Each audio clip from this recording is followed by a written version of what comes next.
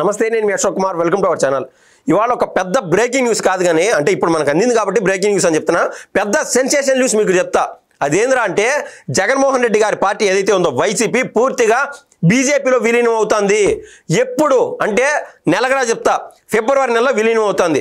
ఈలోపు ఎందుకు గ్యాప్ తీసుకున్నాడు జగన్మోహన్ రెడ్డి అని ఆలోచన చేసి చూస్తే, డిసెంబర్ 21వ తారీఖున ఆయన పుట్టినరోజు ఉన్నది, అదే నెలలో క్రిస్మస్ ఉన్నది, ఇంకొక 10-15 రోజులు దాటితే సంక్రాంతి పండుగ కూడా వస్తుంది.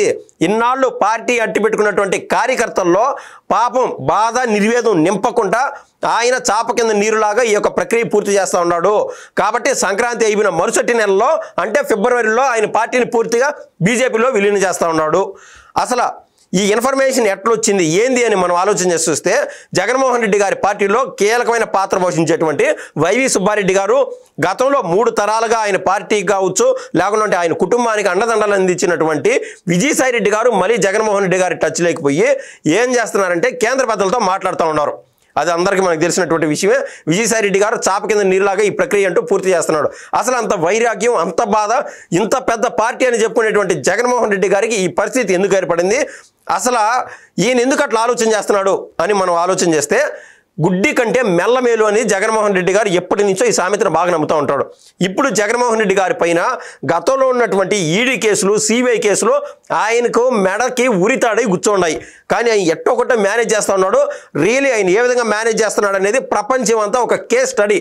లాకు కానీ, లాయర్లకు కానీ, జడ్జిలు కానీ, కోర్టులు కానీ ఛాలెంజ్ విసిరే రీతిన జగన్మోహన్ రెడ్డి గారు కనీసం కోర్టు పోయి సంతకాలు పెట్టరాలా, పోలీస్ స్టేషన్ పోయి సంతకాలు పెట్టరాలా, కోర్టు మెట్లే ఎక్కలా. ఈ 11 సంవత్సరాల 11 నెలలు అవుతుంది ఈ సెప్టెంబర్కి. సో జగన్మోహన్ రెడ్డి గారు ఆ కేసు నుంచి అటు ఇటు తప్పించుకుంటూ వస్తున్నాడు.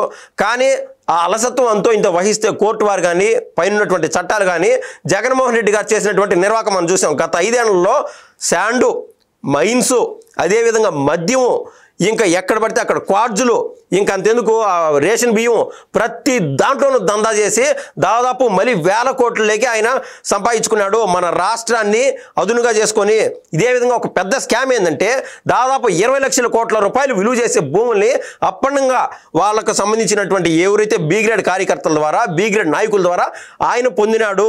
ఆ కార్యకర్తలు ఏమో లేకుంటే బి గ్రేడ్ నాయకులు కరుణాకర్ రెడ్డి లాంటి వాళ్ళు ఆ ల్యాండ్స్ కబ్జా చేసేస్తారు, దాన్ని అమ్మేసేది. దాంట్లో వచ్చిన దాంట్లో దాదాపు 70% జగన్మోహన్ రెడ్డి గారికి ఇస్తా వచ్చారు. సరే, టైం బ్యాడ్ అయిపోయింది. ఇప్పుడు ప్రభుత్వం వచ్చి కూటమి పార్టీలు ఏర్పాటు చేశాయి.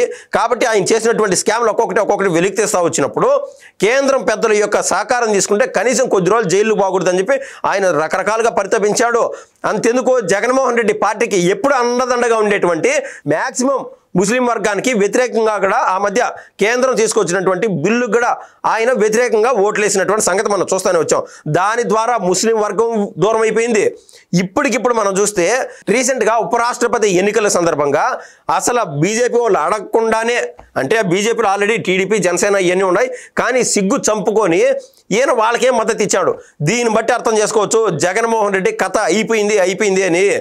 సో అవసరం లేనప్పుడు కూడా వాళ్ళకి మద్దతు ఇస్తున్నాడు అంటే ఇంకా భవిష్యత్తులో ఎటువంటి ఉపద్రవాలు వస్తాయో ఏమో అని చెప్పి ఈయన పూసుకున్నటువంటి మొత్తం దరిద్రాన్ని, మామూలుగా ఒక సామెత ఉంటుంది, అక్కడ గంగా నదిలో కన్నా మునిగితే చేసినటువంటి పాపాలన్నీ పోతాయి అని చెప్పి ఆ రకాన బీజేపీలోకి వెళ్ళిపోయి ఆయన ఇన్ని రోజులు చేసినటువంటి పాపాలను కడిగేసుకునే విధంగా వాళ్ళతో డీల్ పెట్టుకున్నాడు. ఏదైతే నేను చెప్పానో చాప కింద నీరులాగా ఈయన చేసినటువంటి అవినీతి ద్వారా సెటిల్మెంట్స్ రూపంలో ఎవరైతే బాధ్యులు ఉంటారో వాళ్ళందరికీ డబ్బుల రూపంలోనూ, ఆ ల్యాండ్స్ రూపంలోనూ అన్నీ వెనక్కి ఇచ్చేస్తాను, దయచేసి కొత్తగా పడినటువంటి కేసులు నా పైన రాకుండా ఉంటే చాలు అని చెప్పి ఈయన వైవి సుబ్బారెడ్డి ద్వారా, అదేవిధంగా విజయసాయి రెడ్డి ద్వారా ఈయనంటూ డీల్ పంపించినట్టు మనకైతే అర్థమవుతుంది.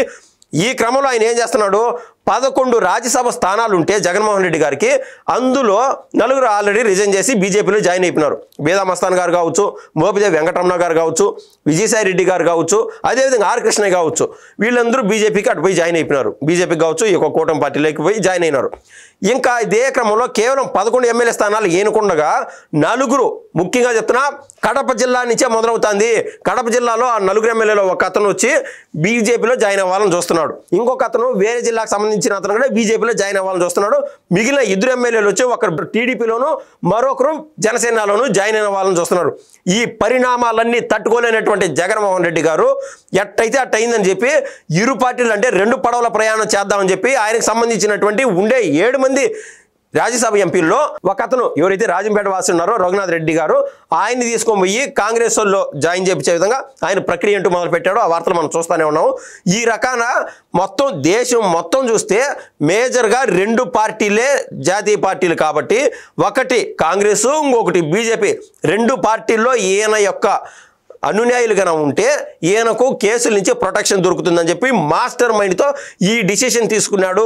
కాబట్టి గుడ్డి కంటే మెల్లమేలు అనే రకాన ఈయన బీజేపీలో జాయిన్ అవ్వాలనుకుంటున్నాడు. మరీ ముఖ్యంగా ఇంత వైరాగ్యం ఎందుకు వచ్చిందంటే, ఈ మధ్య కేంద్రం ఒక చట్టం తీసుకొస్తా ఉంది.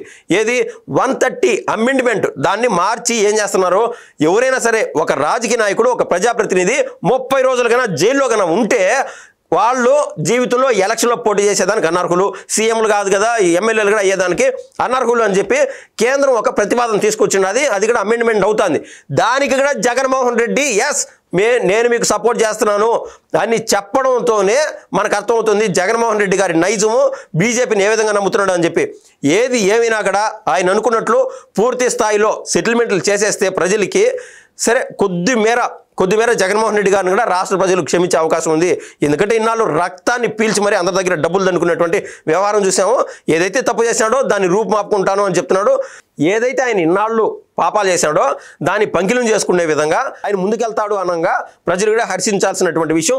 లేదంటే ఇదే విధంగా వైసీపీని కూడా నడిపిస్తే ఆ రపాండాలు, వాళ్ళని కారు కింద తలబెట్టి తొక్కేయడాలు ఇవన్నీ జరుగుతాయి. కాబట్టి ఎందుకైనా మంచిది రాష్ట్ర ప్రగతిని ఆకాంక్షించే వాళ్ళు జగన్మోహన్ రెడ్డి గారు తీసుకున్నటువంటి బీజేపీలో జాయిన్ అవ్వాలనే ఆలోచనని ఖచ్చితంగా ప్రతి ఒక్కరు స్వాగతించాలా అని చెప్పి నేను కూడా మనస్ఫూర్తిగా కోరుకున్నాను.